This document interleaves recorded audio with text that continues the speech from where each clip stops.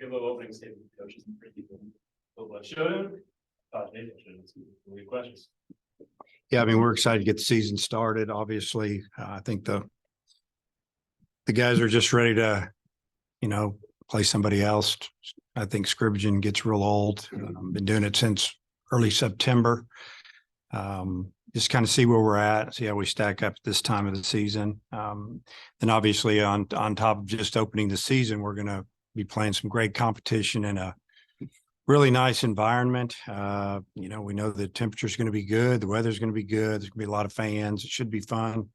But I think more than anything this weekend, we'll learn a lot about our team and what we need to work on going forward. I know there's always excitement for opening weekend, but do you sense a little bit extra focus when you're playing the types of teams that you're playing this week? I would say yes, just because, you're playing all three teams are ranked in at least a few polls. And, these are teams that, are in regionals last year and projected to be there this year. I think the focus is the guys are a little more serious about it. They know that we're going to have to play really well if we're going to win. And a lot of times when you open at home, it's a little easier. You're in your own element environment, and we're going on the road and really playing. I don't know, almost when you look at it, all three teams have used the stadium a lot. You have two teams from Texas that have been in there a little bit, and TCU, they played a bunch of games in there last year and probably the year before. And then Oklahoma State, I know, moved a series or two down there last year. So they've played a lot more in that ballpark than we have. So this is to me, this is almost like a true road games. Have you set your starting rotation? Oh yeah. We'll go with Hagen Smith right out of the gate. And then we'll go Will McIntyre. And then we'll go Hunter Holland on Sunday. I know you lost Wiggins last week, but was it relatively easy to kind of come to that rotation for you?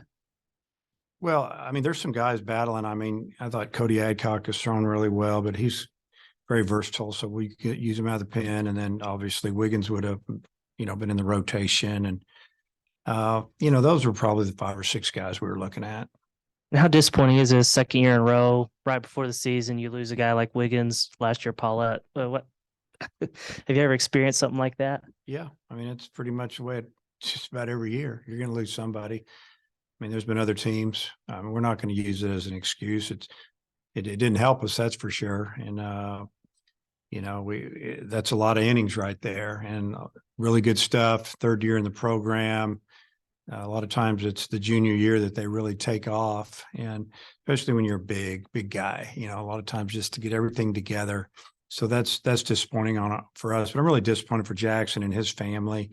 I know that he was really looking forward to pitching for the Razorbacks and having a big year, and it'll be a challenge, but we just have to have some other guys step it up and play really good baseball.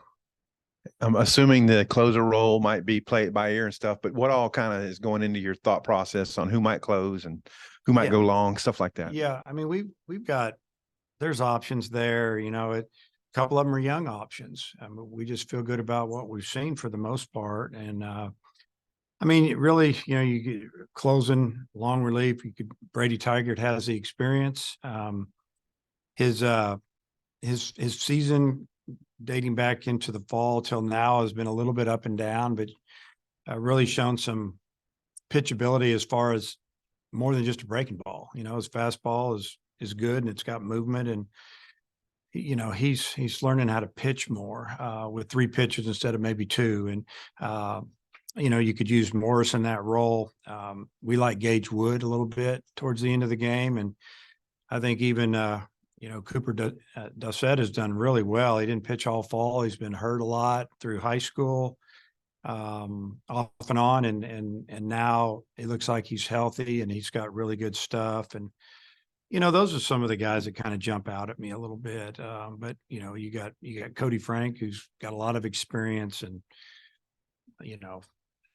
middle relievers, long relievers. I mean, you could go with Austin Ledbetter and any of the guys I just mentioned, and we even like freshman Parker Coyle He's got a good breaking ball, throws the ball right around 90 miles an hour, and he throws a lot of strikes.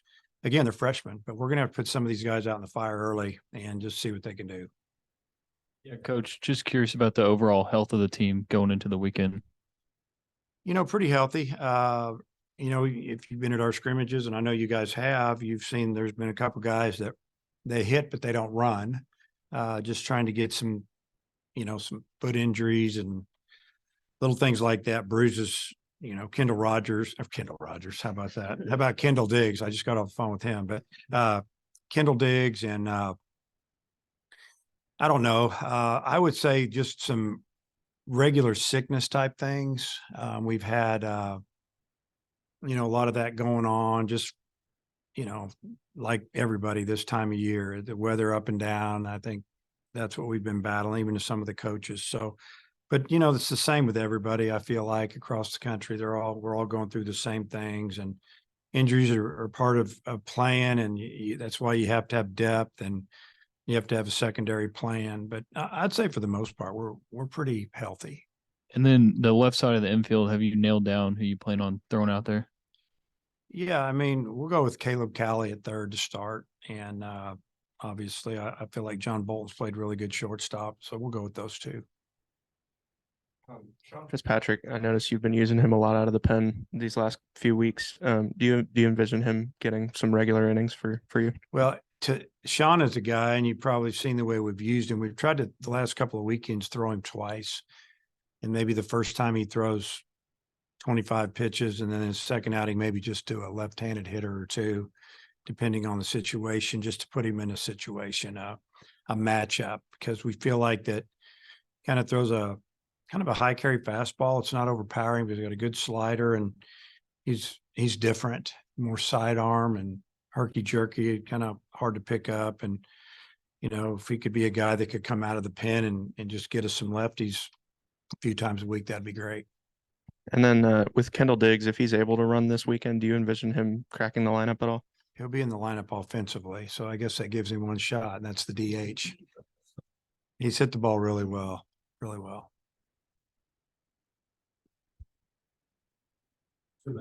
A DH, how do you approach the DH? So, I Yeah. mean, do you try to platoon with all the different options that you have? Well, I'm not going to platoon as of right now. I mean, I don't know who Texas is throwing, but we're assuming that they'll throw their left-hander. He's their most experienced pitcher, and had a lot of innings last year, preseason, first team Big 12. I don't know how they worded it, but that's a tough league. And if you're, I guess, coach's preseason pick, I guess that's who voted. You're pretty good. I think he threw like 80 innings or something last year. So anyway, but I'll still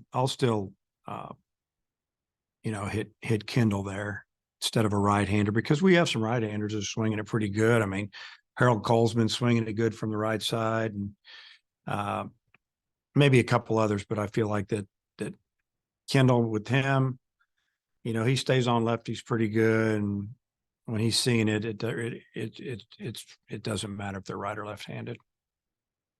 You don't have to go through your whole Game plan for the week, but do you anticipate some shuffling around the lineup, whether that be catcher, shortstop, or outfield, or wherever? Not a whole lot.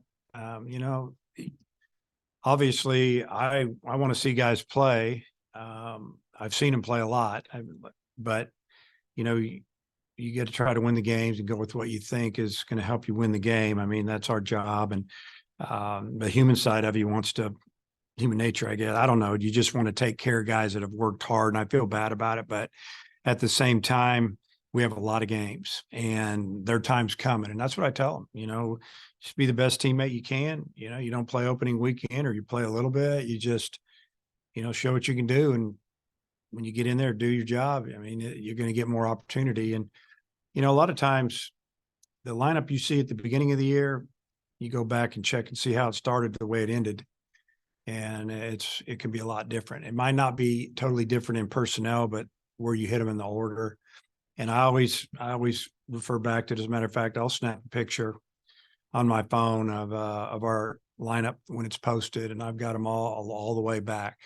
And I like to look at, a lot of times it's in the summer after season's over, and think, wow, what a change that was. Or he went from 8-hole to 2-hole, or lead off to 3-hole. And 2 or 3 guys that didn't start ended up starting because we have good talent. Maybe they're young. They just need to bring them along.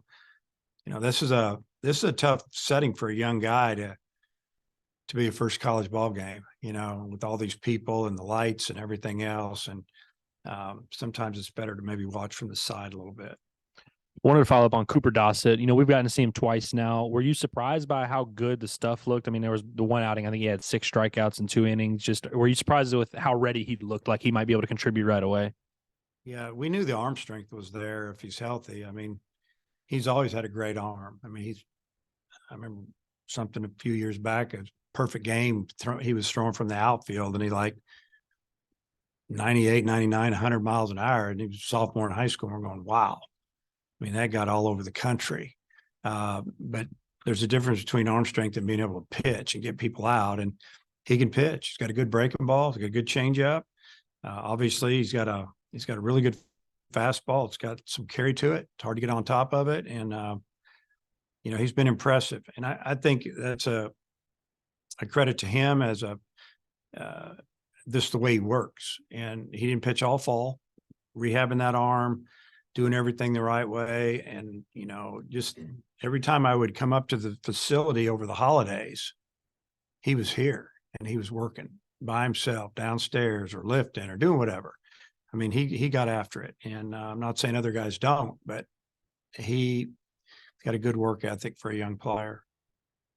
I'm sure you saw that. Grant Taylor at LSU is having Tommy John. A&M lost one of their left-handed starters back in the fall to it. There were a lot of high-profile pitchers in the SEC last year. Do you think it's happening more often, or do you think maybe it's just more high-profile pitchers? We're noticing it more. And I mean, I know it's probably the $1 million question, but do you have any thoughts on why it's happening so often? Well, I think it's not happening any more than it ever has. Maybe just maybe more of the high profile guys have been injured, so it gets out there a lot more. There's so much more media coverage now, and it's just, I just think it's part of the game. And we've said it for years, and now there's more ways to acquire players, but it used to be 11.7 scholarships with most programs. That's all you had. And we need more because we need more pitchers because of injuries. And, there's, example softball, they can roll pretty good with 2 or 3, and baseball, you gotta have a lot of quality guys because guys get hurt. I mean, those arms, it's just an awkward motion for an arm and such a process of recovery and stress. And, it's, but it's just part of it. You just kind of hold your breath, as a coach, and you just, it can be over time. It can be one pitch. And I've seen it both ways. How was Nick Griffin doing, and could he have a role for you this year? Nick's not doing great. Arm's bothering him a little bit. And, there's a really good opportunity for Nick to redshirt this year, just to try to get strong. And you mentioned Caleb Cali start at third base for you. It seems like he's had a really good fall and preseason at the plate. Has he surprised you at all, or did you know he was going to be this good? Well, we knew he was going to be a good player. You never know exactly what you're getting. I've talked to his college coach a couple of times. I even saw him in person in Nashville at the convention. And I feel like Caleb's, a very confident hitter. He's a corner guy, so that means first or third. We had a need for him to play third. It's what he wanted to play coming in here. And, whether he can do it or not, he had to go prove it to us. And I think he's shown that he's pretty good over there. He's had days when it didn't go good, but a lot of guys do. But I feel like that he works at it. He cares about being a good defender. But I mean, it's hard I don't know how I feel about it because I didn't really get to see him play a lot. You watch a little video, we're in the playoffs, we're in tournaments, they are. And all he ever did was hit. He had an incredible year last year at the JUCO, first team All-American. Is that going to work at this level? He's proved that he can hit our pitch, and so he should be able to hit just about anybody out there. And, hopefully he can just relax and stay within and do what he can do. But he's been a good player so far. Coach, Hunter Allen on Sunday. When we've talked to him, it seems like he's ready for this moment, but from your perspective, what are you expecting from him? Yeah, I mean, Hunter is a strike throwing lefty. I don't feel like that he's intimidated by too much. He's, that he knows this is a big year for him personally.